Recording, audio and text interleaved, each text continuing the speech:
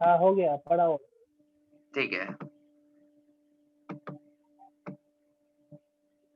हाँ, तो अब यहाँ पे मैं 3x3 डिटर्मिनेंट की बात कर रहा हूँ।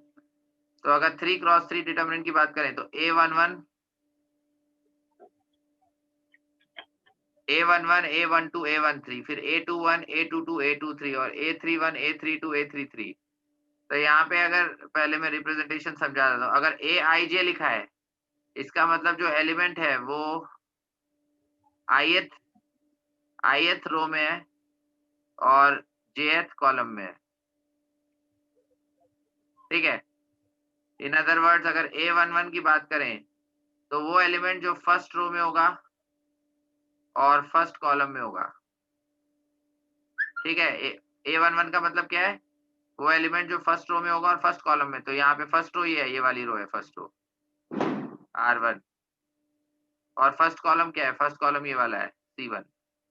ये कॉलम फर्स्ट कॉलम है और ये रो फर्स्ट रो है। तो इंटरसेक्शन पे क्या आ रहा है? इंटरसेक्शन ये आ रहा है। तो इसका मतलब A11 ये एलिमेंट है जो फर्स्ट रो और फर्स्ट कॉलम में लाई कर रहा है। ठीक है? समझ आ गया? उसी तरह से अगर A12 की बात करें तो A12 यानी फर्स्ट रो और सेकंड कॉलम। तो फर्स्ट रो ये हो गया और सेकंड कॉलम ये है। तो उनके इंटरसेक्शन पे ही है। तो इस तरह से रिप्रेजेंटेशन किया हुआ है। राइट? यहाँ तक किसी को कोई डाउट? तो ये तो रिप्रेजेंटेशन की बात हो गई 3x3 डिटर्मिनेंट के लिए। अब इसमें अगर इसकी वैल्यू निकालनी है, ठीक है? तो अब इसमें हमें इसकी अगर वैल्यू निकालनी है तो वो समझा देता हूँ। किसी भी रो और किसी भी कॉलम के अलोंग आप एक्सपैंड कर सकते हो। एक्सपैंड अलोंग एनी रो और एनी कॉलम। किसी भी रो या किसी भी कॉलम के अलोंग एक्सपैंड कर सकते हैं। मानो कि हम फर्स्ट रो के अलोंग एक्सपैंड कर रहे हैं, फर्स्ट रो R1 के अलोंग। तो अगर A11 को मल्टीप्लाई करेंगे तो उसके कोफैक्टर से मल्टीप्लाई करेंगे। ठीक है? कोफैक्टर। तो 1 मिनट, अगर इसको रुको इस तरह से लिखते हैं, इसको हटा दो। तो अगर A11 का कोफैक्टर C11 है तो इस तरह से लिख रहा हूँ A11 C11 plus A12 C12 plus A13 और C13।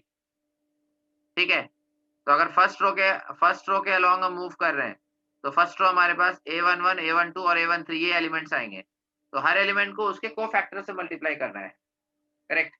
A11 को उसका कोफैक्टर क्या है? C11। फिर A12 को किससे मल्टीप्लाई करेंगे? उसके कोफैक्टर से, व्हिच इज़ C12। और फिर A13 में उसका कोफैक्टर क्या है? C13। तो उससे मल्टीप्लाई करा और फिर ऐड कर दिया। ठीक है? समझ आ को रहा है? फैक्टर।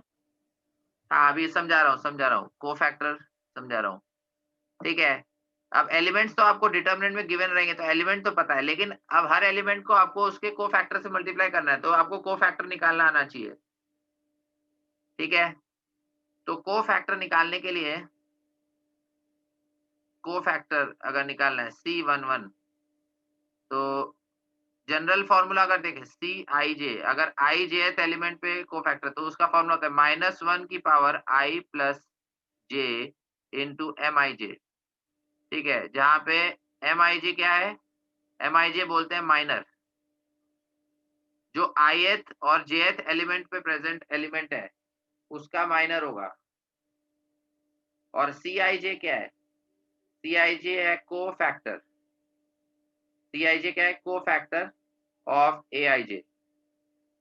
ठीक है? माने जो भी एलिमेंट ith रो और jth कॉलम के इंटरसेक्शन पे प्रेजेंट है, यानी Aij जो एलिमेंट है, उसका माइनर अगर लिखना है तो उसे बोलते हैं Mij। और अगर कोफैक्टर लिखना है तो बोलते हैं Cij। और माइनर को पहले कैलकुलेट करके इस फॉर्मूले से हम माइनर को से कोफैक्टर निकालते हैं। इस फॉर्मूले को यूज करके हम माइनर से कोफैक्टर निकालते हैं और हर एलिमेंट को उसके कोफैक्टर से मल्टीप्लाई करके ऐड कर देते हैं। ठीक है? अब मैं तो बेसिकली हमें डिटरमिनेंट की वैल्यू निकालने के लिए जिस भी रो या कॉलम के अलोंग हम मूव कर रहे हैं, हर एलिमेंट के, अगर जैसे फर्स्ट रो के लिए मूव कर रहे हैं, तो इन तीनों एलिमेंट्स के कोफैक्टर पता होने चाहिए। और हर एलिमेंट का को फैक्टर निकालने के लिए उसका माइनर पता होना चाहिए। समझ आ रहा है? कुछ नहीं समझा? आज समझेगा, रुको समझा रहा हूँ मैं। धीरे-धीरे चल रहा है, कोई टेंशन नहीं है। हर जिस भी रो या जिस भी कॉलम के अलोंग आप मूव कर रहे हो, उसमें 3 एलिमेंट आएँगे। जैसे अगर मैं फर्स्ट रो के अलोंग मूव कर रहा हूँ, तो A11, A12 और A13। अब तीनों एलिमेंट के लिए आपको कोफैक्टर निकालना पड़ेगा। हर एलिमेंट को उसके कोफैक्टर से आप मल्टीप्लाई करके ऐड करोगे। यानी जो डिटरमिनेंट की वैल्यू है वो ये आएगी।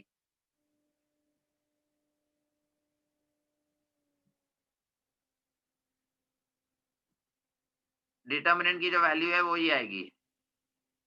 A11 C11 plus A12 C12 और A13 C13।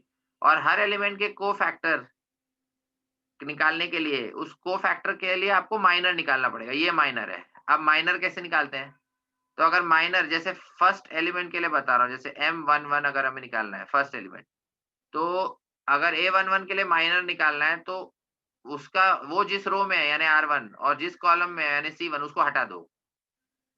ठीक है? तो A11 फर्स्ट रो में है तो फर्स्ट रो हटा दो और A11 फर्स्ट कॉलम में है तो फर्स्ट कॉलम भी हटा दो। तो बचा क्या? ये 4 एलिमेंट बच जाते हैं आपके पास। दीज़ 4 एलिमेंट जिनको मैं सर्कल में एनक्लोज़ कर रहा हूँ। ठीक है? तो ये अपने आप में बोल सकते हैं कि 2 क्रॉस 2 डिटर्मिनेंट है। A22, A23, A32 और A33। ये अपने आप में एक 2 क्रॉस 2 डिटर्मिनेंट है, तो इसकी जो वैल्यू होगी, वो जो है फर्स्ट रो और फर्स्ट कॉलम वाले एलिमेंट का माइनर बनेगा, यानी M11। तो बोल सकते हैं A22 into A33 minus A32 into A23। समझ आ गया?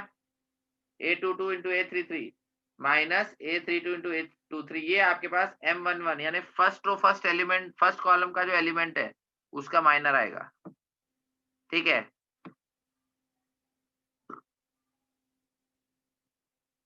अब इस फॉर्मूले में को माइनर से अगर कोफैक्टर निकालना है तो I और J दोनों की वैल्यू 1 पुट कर दो, तो C11 इज इक्वल टू -1 की पावर।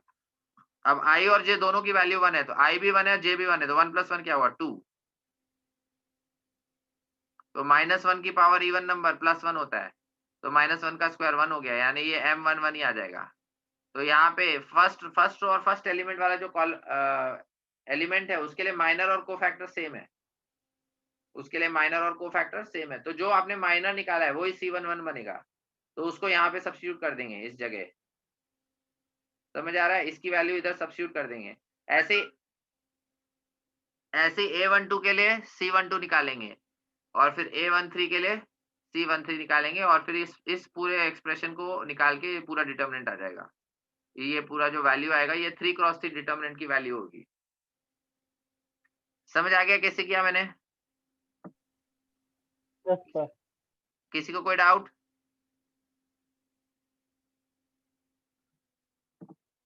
समझ आया? चलो एक एग्जांपल लेते हैं, एग्जांपल से क्लियर हो जाएगा। Let me take an example.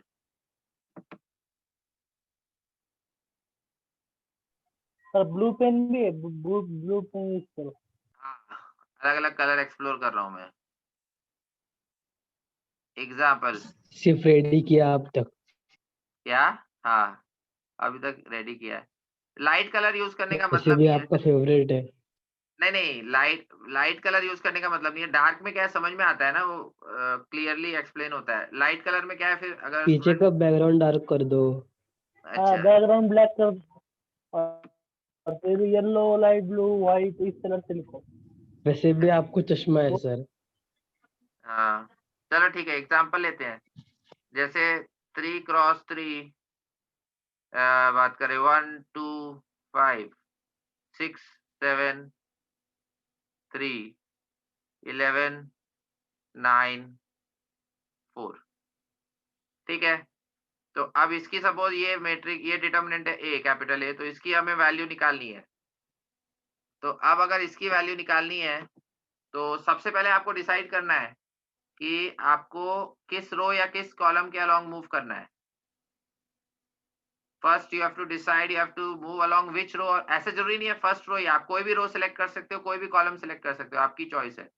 उससे कोई फ़र्क नहीं पड़ता, ठीक है? तो लेट्स से मैं I am moving along the first column के अलोंग में मूव कर रहा हूँ सपोज, तो फर्स्ट कॉलम यानी मेरे पास आएगा ये वर्टिकल कॉलम यानी वर्टिकल लाइन हो गई, तो फर्स्ट कॉलम यानी ये हो गया, तो 1 6 11।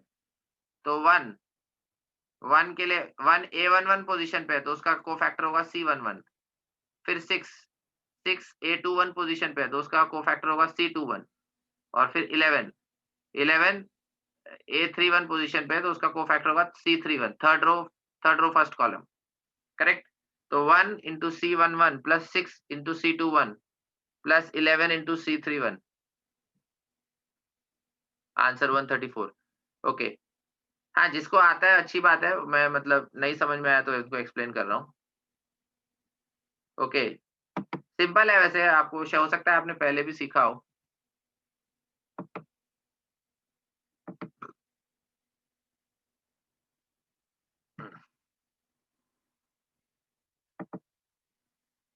हाँ 134, ठीक है। तो अब अगर इसमें हम C11 हम निकालेंगे तो C11 की अगर बात करें तो 1 फर्स्ट रो में और फर्स्ट कॉलम में, तो उसको हटा दो।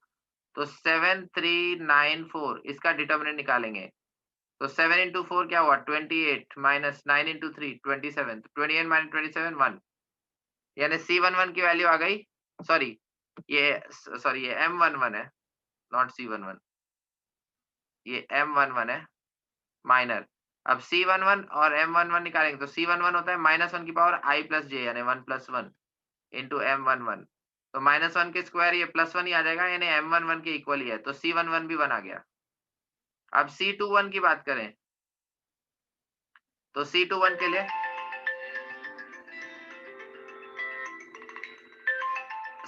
के लिए अगर बात करें तो इसमें हम C21 के लिए अगर बात करें तो ये -1 की पावर होगा 2 + 1 इंटू M21, ठीक है, क्योंकि इसमें I की वैल्यू 2 है, J की वैल्यू 1 है। तो -1 की पावर 2 + 1 -1 की पावर 3, तो ये नेगेटिव हो जाएगा, यानी -M21 हो जाएगा, ठीक है। और M21 अगर निकालना है तो M21 निकालने के लिए हमें M21 अगर हमें निकालना है तो M21 निकालने के लिए हमें सेकंड रो और फर्स्ट कॉलम को हटाना पड़ेगा। तो यानी 6 किस के इसमें है, 6 है सेकंड रो में, तो सेकंड रो को हटा दो और फर्स्ट कॉलम को हटा दो, तो बचा क्या 2 5 और 9 4। तो 2 5 9 4 की जो वैल्यू है उसका डिटरमिनेंट आएगा ये, ठीक है, 2 5 9 4। तो 2 into 4 क्या हो, हमेशा याद रखो पहले लेफ्ट डायगोनल, तो 2 into 4 8, 9 into 5 45, 8 माइनस 45 मतलब -37, ठीक है। तो M21 की वैल्यू आई -37, लेकिन C21 क्या है, इसमें यहाँ पे नेगेटिव साइन है, तो इसलिए इसे -1 से मल्टीप्लाई करेंगे, तो C21 की वैल्यू आएगी 37, ठीक है। सिमिलरली फिर C31, तो C31 की अगर बात करें तो -1 की पावर 3 + 1 यानी 4 इंटू M31, -1 की पावर 4 + 1 हो जाएगा, तो ये M31 के इक्वल ही आ जाएगा। और M31 की अगर बात करनी है तो थर्ड रो और फर्स्ट कॉलम वाला एलिमेंट यानी 11, तो 11 जिस रो और कॉलम में वो हटा दो, थर्ड रो हटा दो और फर्स्ट कॉलम हटा दो, तो बचा क्या 2 5 7 3। तो 2 5 7 3 इसकी वैल्यू निकाल लो। 2 ये कहाँ पे है, हाँ 2 5 7 3, तो 2 into 3 क्या हुआ 6, 7 into 5 35, 6 माइनस 35 तो -29, तो ये C31 आ गया, करेक्ट। अब तीनों को फैक्टर्स मैंने निकाल लिए, उसको हमें इसमें सब्स्टिट्यूट करना है। तो 1 into C11, तो 1 जो डिटर्मिनेंट की वैल्यू है, determinant of A 1 into C11 की वैल्यू क्या आई थी 1, फिर 6 into C21, तो 1 into C11 की वैल्यू क्या आई है 1 into 1, फिर 6 into C21 की वैल्यू 37, और फिर 11 into C31 यानी -29, ठीक है। तो 1 into 1 हो गया 1, 6 into 37, 6 7 42, 4 इधर 6 3 18 और 4, तो 2 2 2, और 11 into 29 तो 290 और 29 ये कितना हो गया? 319 319 ठीक है। 11 into 29 यही हुआ ना? 29 करेंगे इधर, 29 करेंगे 9, हाँ 319 नहीं आ रहा है, ठीक है। तो 223 हो गया और माइनस 319 हो गया। तो यहाँ पे वैल्यू क्या आ रही है? 9 माइनस 3 6 करा, 9 माइनस 3 6, फिर 11 में से 2 गए 9 और 2 में से 2 गए 0, तो माइनस 96। तो इसमें जो डिटर्मिनेंट है उसकी वैल्यू आएगी माइनस 96।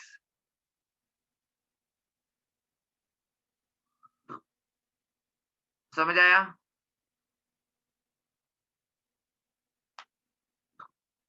किसी को कोई डाउट? माइनस सुयश और सौरभ तुम लोग के आंसर रॉन्ग है। माइनस 96 आ रहा है इसमें, और डिटर्मिनेंट की वैल्यू नेगेटिव आ सकती है, ऐसा जरूरी नहीं है कि पॉजिटिव ही होना चाहिए। डिटर्मिनेंट की वैल्यू नेगेटिव हो सकती है। Determinant value can be negative, 0 और पॉजिटिव। ऐसा जरूरी नहीं है कि आपको उसका पॉजिटिव वैल्यू लेना है या मॉडुलस ही लेना है, ऐसा कुछ नहीं है। पॉजिटिव हो तो बढ़िया है, नेगेटिव भी हो सकता है, 0 भी हो सकता है। अगर नेगेटिव है तो नेगेटिव लेंगे, 0 है तो 0 लेंगे, पॉजिटिव है तो पॉजिटिव लेंगे, मतलब विद प्रॉपर साइन। अब ये आप, मैंने जैसे फर्स्ट कॉलम के अलोंग मूव किया, आप फर्स्ट रो के अलोंग भी चल सकते हो, सेकंड रो के अलोंग भी, किसी भी रो या किसी भी कॉलम के अलोंग चलोगे, आंसर हमेशा सेम आएगा। आंसर हमेशा सेम आएगा। समझ आ गया? किसी को कोई डाउट?